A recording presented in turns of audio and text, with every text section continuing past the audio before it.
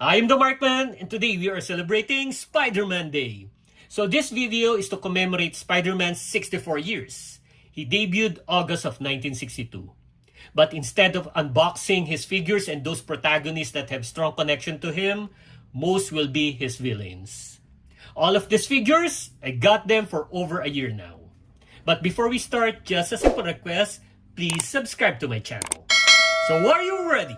Then welcome to the Markverse.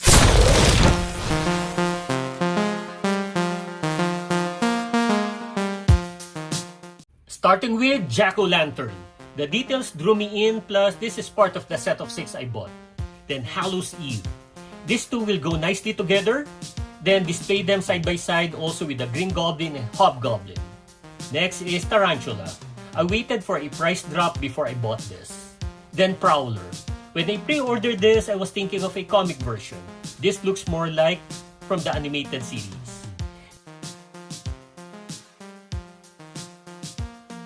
Then another Prowler, but this time it's Miles Morales from the Across the Spider-Verse film. I need this in my collection. Then my one and only live-action figure, and I feel the worst figure among this batch. Thomas Hayden Church, Sandman. Next is one of the only two protagonists, Gwen Stacy. This was, I think, a 2020 release. Then another protagonist and part of the wave of Gwen Stacy, Peter Parker. I hate the reading glass.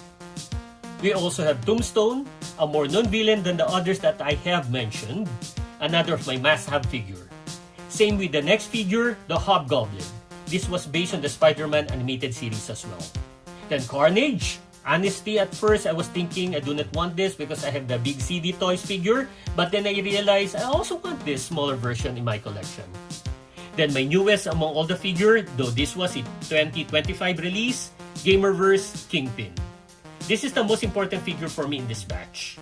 Last is a 2-pack, Mr. Negative, and Inner Demon. These figures are based on the Gamerverse as well. I hope there won't be any problem with these figures. So, let's unbox them.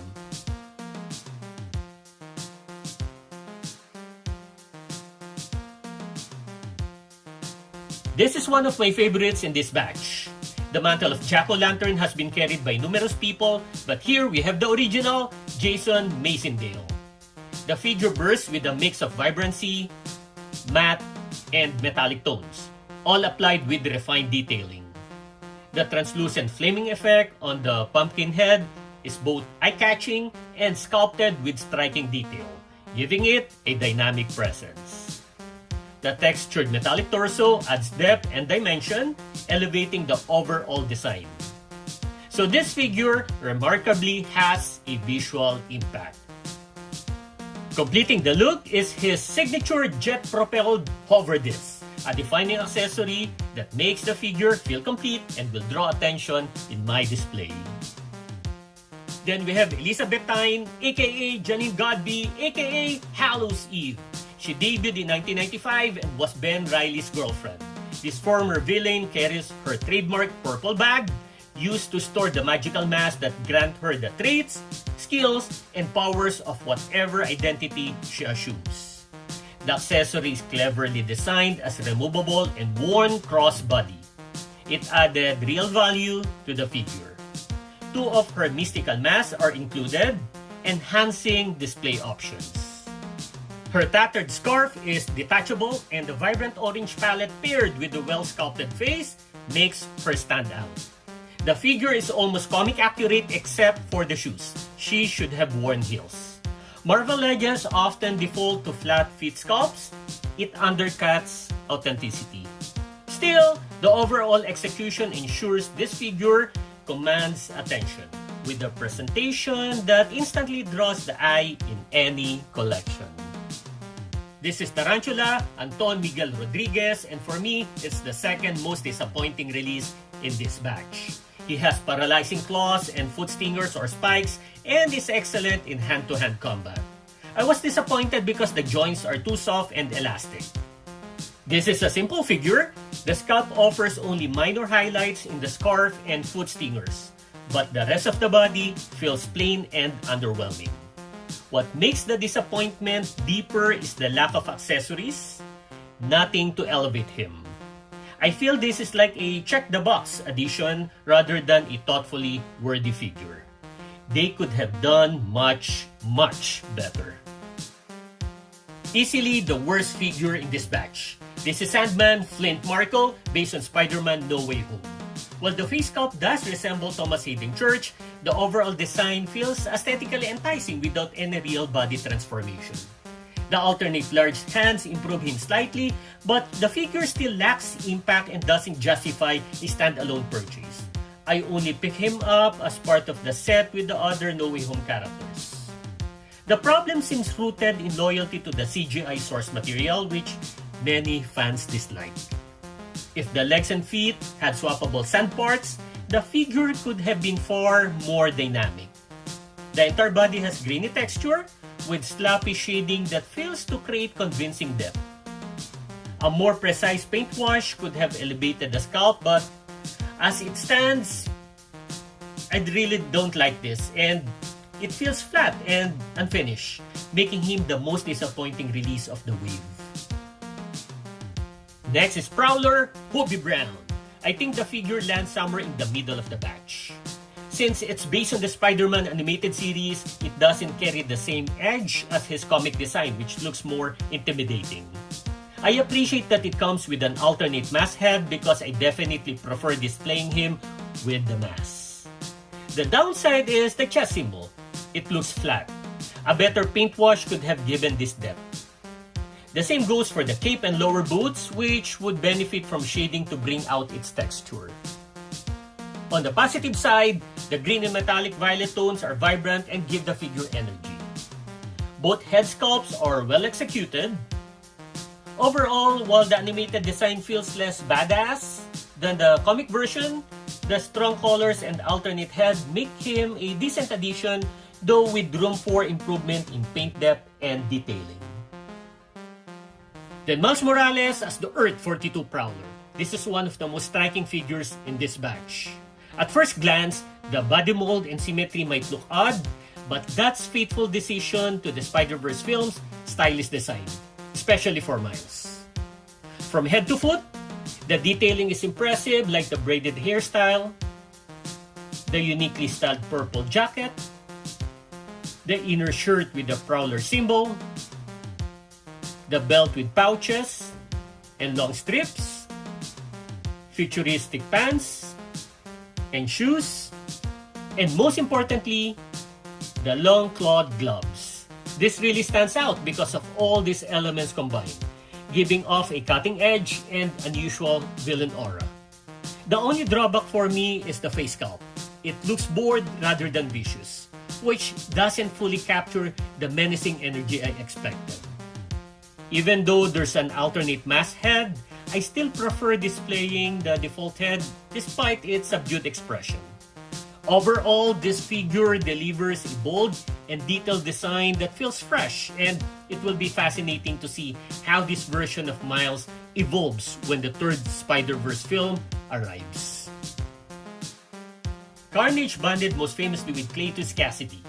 This figure is far stronger compared to my CD toys where the release suffered from a plasticky finish. This one benefits from a shiny body that gives an impression of the symbiote's constant skin movement. The paintwork adds depth with black linings, biomass textures, and sharp detailing on the head and claws that give him a menacing presence. Even though I prefer Carnage larger, the scale here works, especially for action photo shoots alongside Spider-Man. The equal height enhances the visual duo. The inclusion of his signature morphing weapons such as the axe blade and scythe completes the package and makes him feel dynamic rather than static. Overall, this figure captures Carnage's chaotic essence through the paint, sculpt, and his accessories, delivering the design depth. After Liz Allen and Betty Brant, Gwen Stacy became Peter Parker's most defining love interest. Next to Uncle Ben's death, her tragic fall at the hands of the Green Goblin remains the second most devastating moment in Spider-Man's life, cementing her as more than just a supporting character but a symbol of loss and consequence. This release comes with a swappable Mary Jane Watson head, but I'll still use Gwen since I already have the VHS-style Mary Jane package with the Green Goblin figure. For collectors, Gwen and Mary Jane in their civilian attire feel essential, especially they are part of Peter's personal world beyond the mask. The sculpt captures Gwen's beauty, though the hair restricts head tilting. Still, the layered sculpting of the hair adds depth. Her outfit enhances the figure's visual effect. The shirt has a rough texture, the coat is a separate piece with the natural wrinkles, and the unbuckled belt adds flexibility for toy photography. Together, these details of Gwen provide natural presence in my collection. Then Peter Parker in civilian clothes. This is a figure I find both appealing and flawed. I wish they had given him transparent reading glasses instead of a shaded one, though I can do something about it. Sculpt-wise, he looks good. The casual outfit is well done, and the paint application is solid overall. The only noticeable issue is the shoulder gaps where the blue of his inner shirt peeks through. The ab crunch works fine, and the jacket doesn't restrict movement, which makes posing easier. This release feels like the closest I can get to the Peter Smythe 2-pack in a VHS box type, which I miss. While the head sculpt doesn't strongly resemble Peter, adding the included camera accessory gives him more authenticity and ties him back to his iconic role as the web crawler's alter ego. It's not perfect, but it's a welcome Peter Parker figure. Next is Dmitry Smerdyakov, or most famously known as the Master of Disguise, Chameleon. He's actually the very first major villain of Spider-Man. When I pre-ordered him, as there were no pictures yet published during the time, I thought I would be getting the comic version that is wearing the suit, which I want. But rather, we got this, a version from the animated series. But on the flip side, this has more details and provides a sharper personality, which is good for the collection. This is accurate based on its source material, and that's why I'm also pleased getting this one. The choice of body mold is excellent, with articulation that remains functional thanks to the non-sculpted diagonal strap, allowing crunching without visual compromise. The accessories elevated him further. The included guns add espionage, flair, and made the figure feel complete, unlike Tarantula's bare bones release. Even if it wasn't the version I envisioned, the figure proves to be well-executed addition in my collection of Spider-Man's villains. Then the 2-pack, Mr. Negative, Martin Lee, and his inner demon henchman. These are standout Gamerverse figures that feel both complete and versatile. Debuted in 2007, Mr. Negative's powers, among others, are Corrupting Touch, Superhuman Strength, and Rapid Generation. The white suit is striking and will definitely stand out in my collection, while the head sculpt is spot on. I initially thought articulation would be restricted by the suit, but the ab crunch works smoothly, which adds to the figure's posability. The inner demon is equally impressive with neat body details and 2 alternate heads. That addition means there's no need to buy multiple sets. Just swap heads and pair with discounted figures that match the clothing and pegged for army building. Together, the pair looks great. The inner demon boosts Mr. Negative's presence, while Mr. Negative himself captures the dual-life vibe that defines the character. This got a lot of very usable accessories as well. This is both practical and visually strong, making it one of the more solid releases in this batch. Wilson Fisk, the Kingpin, remains Marvel's ultimate crime boss. While the retro card version with the classic white suit and orange vest is iconic, this Gameverse-inspired release is equally impressive and also awesome. And this is big compared to other Marvel Legends, which I guess is accurate. Kingpin is not simply overweight, it's not fat. His bulk is pure muscle. Combined with his wealth, army of henchmen, and mastery of martial arts, he dominates both the underworld and any opponent who crosses him. Not just Spider-Man, but also Daredevil, Punisher, Luke Cage, among others. The sculpt work here is excellent. His face captures the intimidating presence we expect and has balanced body symmetry. The sharp detailing of his clothing designs adds realism. The suit has a matte finish while the pants are glossy. I just do not know if this difference matches the game's design. Regardless, the textures are smooth and visually striking. Between the scale, sculpt, and accessories, this Kingpin will stand as one of my centerpiece in my Spider-Man villain display.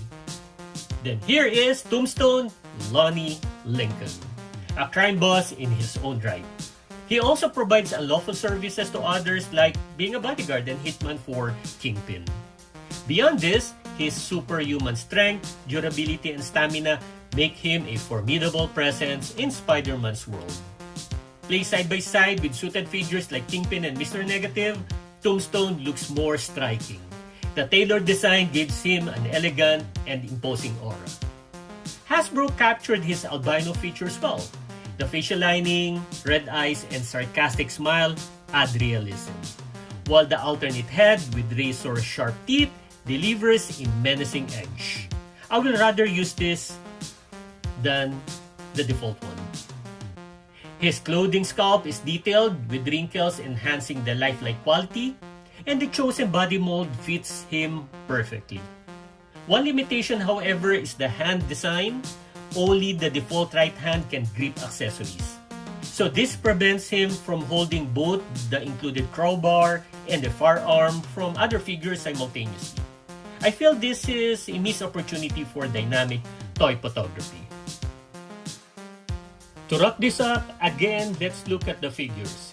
Kingpin, Tombstone, Mr. Negative, Inner Demon Henchman, Jack-O-Lantern, Chameleon, Sandman, Hallows Eve, Gwen Stacy, Peter Parker, the Prowler Miles Morales, the Prowler Hobie Brown, Tarantula, Hobgoblin, and Carnage.